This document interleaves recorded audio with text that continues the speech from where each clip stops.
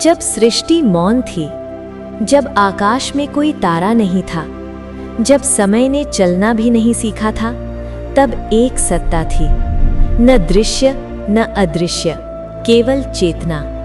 वेद कहते हैं अहम आत्मा, गीता कहती है न जायते म्रियते वा कदाचित। आत्मा न जन्म लेती है न कभी मरती है।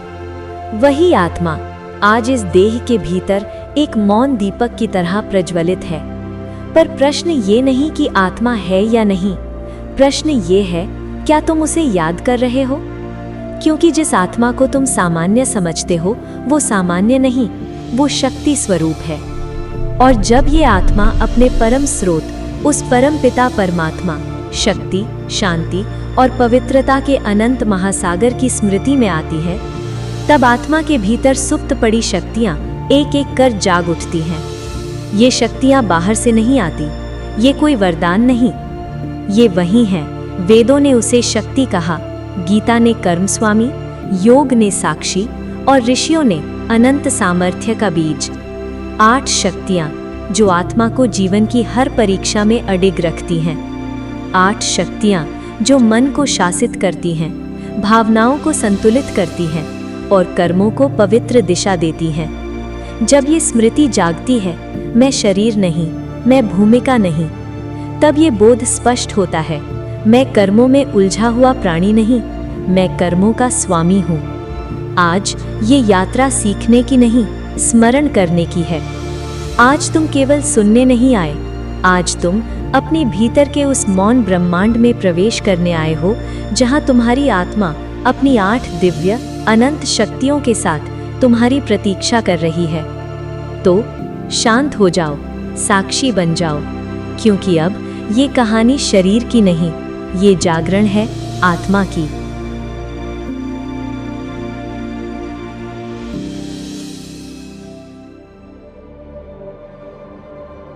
अब कुछ क्षणों के लिए बाहर की दुनिया को मौन कर दो और अपने भीतर उस अनदेखे आकाश को महसूस करो, जहां तुम कोई नाम नहीं, कोई भूमिका नहीं, कोई सीमाएं नहीं, सिर्फ एक शांत, जागरूक, चमकती हुई ऊर्जा हो। ये वही पवित्र चेतना है जिसे युगों से आत्मा कहा गया है, जो न जन्म लेती है न मरती है, जो केवल इस देह के माध्यम से कर्म करती है और समय के मंच पर अपनी भूमिका निभाती है। आज इस पवित्र क्षण में तुम यहाँ कुछ नया सीखने नहीं आए हो, तुम यहाँ कुछ प्राचीन स्मरण करने आए हो, क्योंकि आत्मा के भीतर कुछ ऐसी शक्तियाँ हैं जो कभी नष्ट नहीं होती, जो कभी खोती नहीं, परंतु समय की धूल में छुप जाती हैं। और आज उस धूल को धीरे धीरे हटाने का क्षण आ गया है। तैयार रहो, क्योंकि आगे आत्मा अपनी ही शक्ति से परिचित होने वाली है। जब ये अनुभूति जाग जाती है कि मैं ये स्थूल पंच भौतिक शरीर नहीं, बल्कि एक अविनाशी ज्योतिर्मय आत्मा हूँ, तब जीवन का अर्थ बदलने लगता है। तब ये सत्य प्रकट होता है, कर्म मेरी छाया है और मैं प्रकाश हूँ। और इसी समझ के भीतर छिपी हैं आत्मा की वे 8 दिव्य शक्तियाँ, जिनसे जीवन की पूरी यात्रा संतुलित, पवित्र और शक्तिशाली बनती है। ये शक्तियाँ बाहर से नहीं आती, ये तो आत्मा की अपनी ही शाश्वत निधि हैं, जो तब जागृत होती हैं जब आत्मा अपने परम स्रोत, उस परमात्मा की स्मृति में ठहरती है।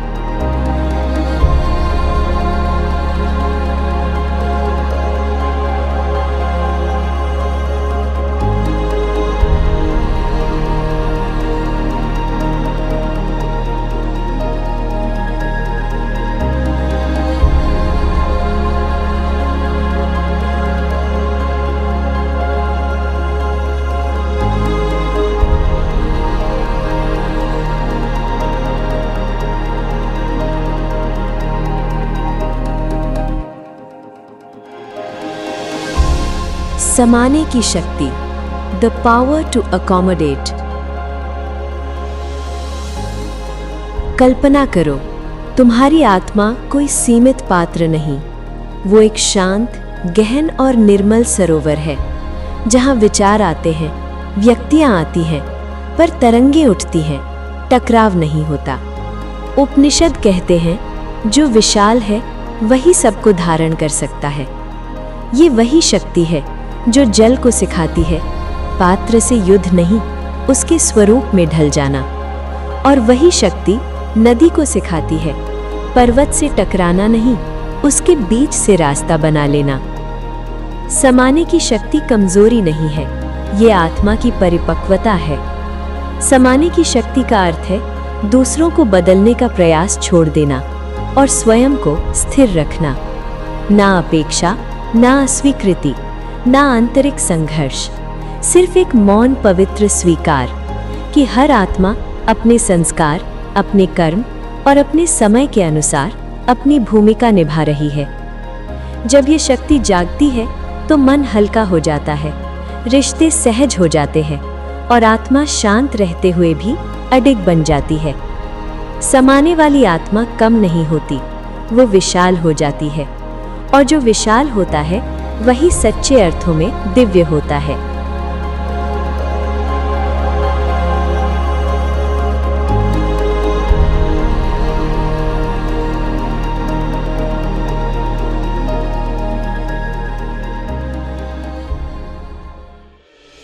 सहन शक्ति, द पावर टू टॉलरेट। ये वो शक्ति है जो आत्मा को जीवन के सबसे प्रचंड तूफानों के बीच भी अडोल बनाए रखती है, न हिलती हुई न बिखरती हुई। गीता कहती है, सुख दुख में सम रहने वाला ही स्थिर बुद्धि है। सहन करने का अर्थ दब जाना नहीं है और ना ही मौन होकर सब कुछ सह लेना। सहन शक्ति का वास्तविक अर्थ है उस क्षण भी चेतना में बने रहना जब मन प्रतिक्रिया चाहता हो। ये वो दिव्य विवेक है जो कहता है, मैं उत्तर दूंगा पर क्रोध से नहीं, स्पष्टता से। मैं प्रतिक्रिया करूंगा पर प्रतिशोध से नहीं, करुणा से। ये सहन शक्ति वो मौन बल है जो बाहर उठते तूफानों से नहीं डरता, क्योंकि उसके भीतर एक शांत, अजेय, दिव्य स्थिरता निरंतर प्रकाशमान रहती है। जब ये शक्ति जागती है तो शब्द घाव नहीं करते, दृष्टि न्याय नहीं करती, व्यवहार दुख नहीं देता। यही वो शक्ति है जिसके सहारे आत्मा संबंधों के कांटों को भी मौन में फूलों में बदल देती है। क्योंकि सहन करने वाली आत्मा कमजोर नहीं होती, वो भीतर से अपराजय हो जाती है।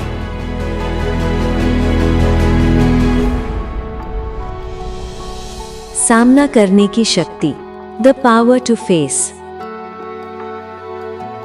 कभी कभी जीवन स्वयं हमारे द्वार पर आकर रुक जाता है, चुनौतियों के रूप में, आरोपों के रूप में और आत्मा की परीक्षा के रूप में। उन क्षणों में पलायन सरल लगता है, मौन का मुखौटा पहन लेना आसान लगता है। पर आत्मा की ये शक्ति भागना नहीं सिखाती, ये खड़े रहना सिखाती है। सामना करने की शक्ति आक्रोश नहीं है, ये वो साहस है जो शांति से जन्म लेता है। गीता कहती है, सत्य में स्थित आत्मा कभी पराजित नहीं होती। ये शक्ति आत्मा को अपने सत्य के साथ अडिग खड़ा होना सिखाती है, न ऊंची आवाज में, न क्रोध में, बल्कि स्थिर चेतना में। ये निडरता है पर कठोरता नहीं। ये वो दिव्य प्रकाश है जो अंधकार की आंखों में आंखें डालकर मौन में कहता है, तुम मुझे विचलित नहीं कर सकते। सहन शक्ति गलत को सहना सिखाती है, पर सामना करने की शक्ति सत्य को व्यक्त करना सिखाती है, शांत होकर, सम्मान के साथ। ये शक्ति जीवन की कठिन परीक्षाओं में आत्मा को झुकने नहीं देती, क्योंकि सत्य का तेज कभी झुकता नहीं। वो केवल उपस्थित होता है, प्रकट होता है और मार्ग प्रकाशित कर देता है। और जब आत्मा इस शक्ति में स्थित होती है तो वो हारती नहीं, वो केवल और अधिक प्रकाशमान हो जाती है।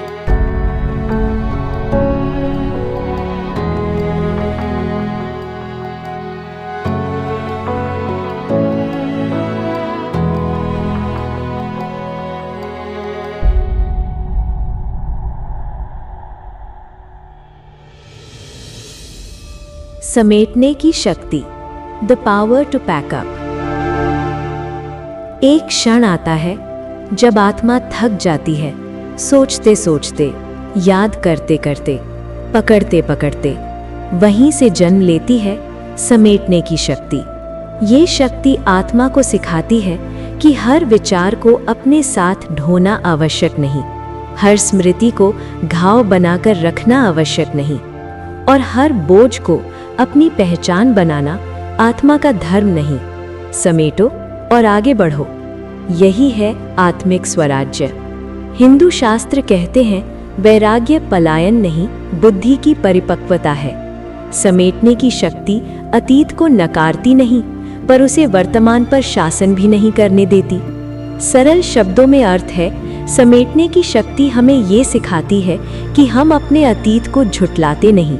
जो हुआ वो हुआ, उससे सीख भी मिली, लेकिन हम अतीत को अपने आज पर हावी भी नहीं होने देते। पुरानी पीड़ा, गलती, अपमान, पछतावा, स्मृति आज के विचार, निर्णय और व्यवहार को नियंत्रित न करें। आध्यात्मिक अर्थों में आत्मा कहती है, मैं जो थी वो मेरी कहानी थी, मैं जो हूँ वो मेरी स्थिति है। समेटने की शक्ति का अर्थ है अतीत को स्मृति बनाना, उसे संस्कार या बंधन न बनने देना। उदाहरण से समझे, जैसे किसी ने आपको कभी दुख दिया, आप उस घटना को याद रख सकते हैं, लेकिन उस दर्द से आज भी क्रोध, भय या बदला निकालना, ये अतीत का वर्तमान पर शासन है। समेटने की शक्ति कहती है, सीख लो और आगे बढ़ो। सार ये है कि अतीत से सीख लो, पर वर्तमान को अतीत का कैदी मत बनने दो। यही है समेटने की शक्ति की पराकाष्ठा। ये वही शक्ति है जो आत्मा को क्या हो गया से निकालकर अब क्या करना है में स्थापित करती है। जैसे सूर्य अस्त होते ही आकाश अपने रंग मौन में समेट लेता है, जैसे कमल कीचड़ में रहकर भी उसका भार नहीं उठाता, वैसे ही आत्मा अपने व्यर्थ संकल्प, पुरानी पीड़ा और अनावश्यक प्रतिक्रियाएं समेट लेती है, न दबाकर, न लड़कर, बस छोड़कर। इस शक्ति में स्थित आत्मा हल्की हो जाती है, और जो हल्की होती है वही ऊंचा उड़ती है। समेटने की शक्ति समाप्ति नहीं है, ये एक नई शुरुआत का पवित्र द्वार है। परखने की शक्ति, द पावर टू डिसर्न। परख ये आंखों से नहीं, बुद्धि के प्रकाश से देखना है। ये आत्मा की वो दिव्य दृष्टि है जो शब्दों के पीछे छिपे भाव, मौन के भीतर छुपे संकेत और कर्मों के बीज को फल बनने से पहले ही पहचान लेती है। क्या सत्य है और क्या केवल आभास। ये वही शक्ति है जो गीता की उस वाणी को जीवित करती है। विवेक ही मनुष्य का वास्तविक रथ है। जब विवेक जागृत होता है तो बुद्धि धुंध से मुक्त होती है और मन दुविधाओं के बंधन से छूट जाता है। परखने की शक्ति आत्मा को दूसरों का नहीं, सबसे पहले स्वयं का न्यायाधीश बनाती है। जहाँ दोषारोपण नहीं, सुधार होता है। जहाँ पछतावा नहीं, परिवर्तन जन्म लेता है। ये शक्ति सिखाती है कि गलती को छुपाना नहीं, उसे पहचान कर संस्कारों की गहराई में प्रकाश भर देना। जब आत्मा स्वयं को परखना सीख लेती है, तब मन और इंद्रियां उसकी आज्ञा का पालन करती हैं। फिर निर्णय प्रतिक्रिया नहीं होते, दिव्य निर्देश बन जाते हैं। परखने की शक्ति वो दिव्य दीपक है जो बाहर के अंधकार से नहीं, भीतर की अस्पष्टता से लड़ता है। और जब ये दीपक जलता है, आत्मा का हर कदम भ्रम नहीं, बोध से उठता है। निर्णय लेने की शक्ति, द पावर टू डिसाइड। निर्णय केवल विकल्प चुनना नहीं, आत्मा की सत्ता का उद्घोष है। निर्णय वही कर सकता है जिसकी बुद्धि स्वच्छ आकाश सी निर्मल हो, जिसका मन तरंगों से परे स्थिर सागर बन चुका हो और जिसकी दृष्टि काल, परिस्थिति और मोह से ऊपर उठ चुकी हो। ये शक्ति आत्मा को सिखाती है हर मोड़ पर भावनाओं के आवेग से नहीं, डर या आकर्षण से नहीं, बल्कि एकाग्र सत्य से चुनना। गीता की गूढ़ वाणी गूंजती है, उद्धरेदात मनात्मनम, स्वयं ही अपना उद्धार करो। जब आत्मा ये स्मृति धारण करती है, तब वो किसी बाहरी न्याय की प्रतीक्षा नहीं करती, वो स्वयं अपनी बुद्धि का न्यायाधीश बन जाती है। निर्णय लेने की शक्ति आत्मा को प्रतिक्रिया से मुक्त कर रचना की स्थिति में ले आती है। यहाँ कर्म मजबूरी नहीं होते, बल्कि चेतन चयन बन जाते हैं। ये वही शक्ति है जो आत्मा को कर्मों में उलझाती नहीं, बल्कि कर्मों का स्वामी बनाती है, जागरूक, निर्भय और उत्तरदायी। और जब ये शक्ति जागृत होती है तो हर निर्णय भ्रम से नहीं, दिव्य बोध से जन्म लेता है।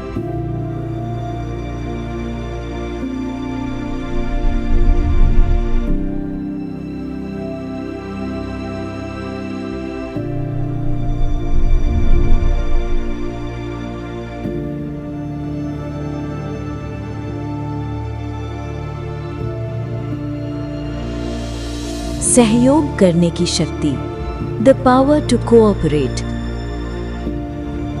सहयोग आत्मा की वो दिव्य लय है जो मैं से ऊपर उठकर हम की चेतना में प्रवेश करती है। ये कमजोरियों पर दृष्टि डालकर दोष नहीं गिनती, बल्कि करुणा बनकर दूसरे के साथ खड़ी हो जाती है। सहयोग का अर्थ सिर्फ हाथ बढ़ाना नहीं, बल्कि समय, संकल्प और शुद्ध भावना अर्पित करना है। ये वो मौन सेवा है जिसमें शब्द कम और ऊर्जा अधिक बोलती है। उपनिषदों की गूढ़ स्मृति गूंजती है, संगच्छध्वम समवदध्वम। साथ चलो, साथ बोलो, साथ एक ही चेतना में जुड़ो। जब आत्मा निरहंकार और विनम्रता धारण करती है, तब सहयोग सहज हो जाता है। ये शक्ति विरोध को संवाद में, प्रतिस्पर्धा को सेवा में और दूरी को अपनत्व में बदल देती है। इसी शक्ति से परिवार समरते हैं, समाज रूपांतरित होते हैं और ईश्वरीय कार्य स्थिरता और गति पाते हैं। सहयोग वो दिव्य स्पर्श है जिसमें अनेक आत्माएं एक ही संकल्प में परम कार्य को साकार करती हैं।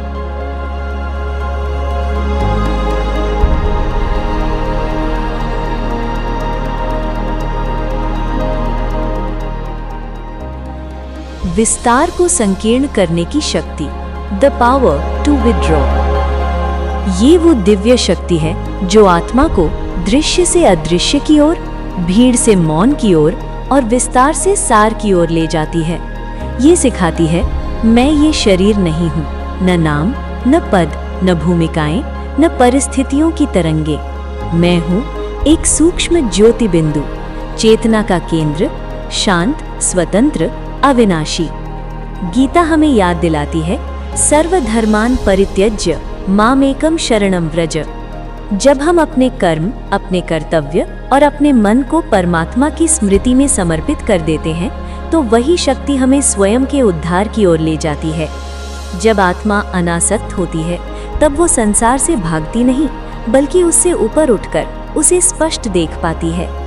न किसी को दुख देना, न किसी से दुख लेना, क्योंकि जो भीतर स्थित है वो बाहर की उथल पुथल से अडोल रहता है। ये शक्ति आत्मा को साक्षी भाव में स्थापित करती है, जहाँ हर भूमिका निभाई जाती है पर उससे बंधा नहीं जाता। माता हो या पिता, कर्मचारी हो या साधक, भूमिका बदले पर मूल स्वरूप वही रहे, शांति, पवित्रता, प्रेम। हम सब इस महान विश्व नाटक के अमर अभिनेता हैं, हर दृश्य में उपस्थित पर मंच से परे।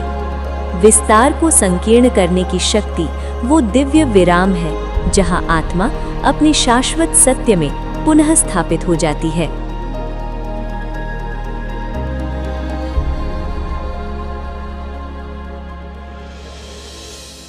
इन 8 दिव्य शक्तियों को कोई परिस्थिति, कोई चुनौती, कोई बाहरी प्रभाव नहीं जगा सकता। इन्हें जगाता है परमात्मा की स्मृति। जैसे गीता कहती है, ममेवांशो जीवलोके जीवभूतः सनातनः। यह जीवात्मा मेरी ही अंश है, अनादि और अनंत। जब आत्मा अपनी इस दिव्य पहचान को याद करती है, तब भीतर छिपी शक्तियां स्वतः जागृत हो जाती हैं, अविनाशी, शाश्वत और अनंत। आज तुम केवल सुनने नहीं आए, आज तुम केवल ज्ञान पाने नहीं आए, आज तुम अपने भीतर के अदृश्य, दिव्य और अनंत शक्तियों के जागरण के लिए आए थे। और ये जागरण अब आरंभ हो चुका है। जैसे सूरज की पहली किरण अंधेरे को प्रकाशमान कर देती है, वैसे ही तुम्हारी आत्मा का प्रकाश इन 8 शक्तियों के माध्यम से तुम्हारे भीतर उभरने लगा है।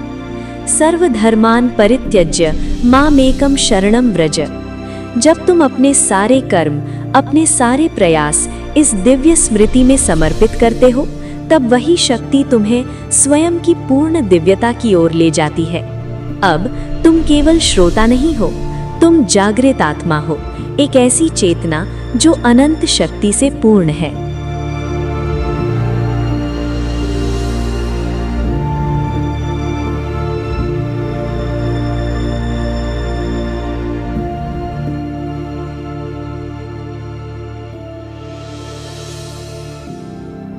धीरे धीरे अपने भीतर झांको और गहरी शांत सांस लो।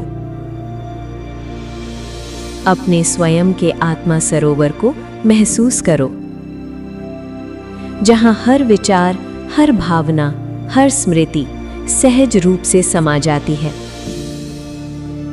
अब अपनी आत्मा से कहो, मैं तुम्हें देखता हूं, मैं तुम्हें समझता हूं, मैं तुम्हारे प्रत्येक अंश को स्वीकार करता हूं। कल्पना करो जैसे तुम एक निर्मल जल का पात्र हो। हर नदी, हर धार, हर बूंद तुम्हारे भीतर बिना टकराए समा जाती है। अब इस अनुभव को महसूस करो। हर व्यक्ति, हर परिस्थिति जो तुम्हारे जीवन में है, उसे जैसे है वैसे स्वीकार कर लेना। कोई अपेक्षा नहीं, कोई विरोध नहीं, सिर्फ स्वीकृति। स्वीकृति की वो दिव्य शक्ति जो तुम्हें हर परिस्थिति में स्थिर और शांत बनाती है। अब अपनी आत्मा से कहो, मैं तुम्हारे साथ हूं, मैं तुम्हें सम्मान देता हूं। तुम्हारा अस्तित्व दिव्य है, तुम उत्तम हो और मैं तुम्हारे साथ हर परिस्थिति में समायोजित रहूंगा। इस क्षण में समाने की शक्ति तुम्हारे भीतर जाग उठती है। एक ऐसा मौन प्रकाश जो जीवन की हर स्थिति में तुम्हें स्थिर, निर्मल और अडिग बनाता है। हर सांस के साथ, हर धड़कन के साथ इस शक्ति को अपने भीतर महसूस करो और जानो तुम स्वयं ही इस शक्ति के स्रोत हो, तुम्हारी आत्मा के हर अंश में। धीरे धीरे सांस छोड़ो, पर यह स्थिरता और शांति हमेशा तुम्हारे भीतर बनी रहेगी, क्योंकि तुम समाने वाले हो, तुम स्वयं के साथ पूर्ण हो और यही तुम्हारी दिव्यता है। ओम शांति।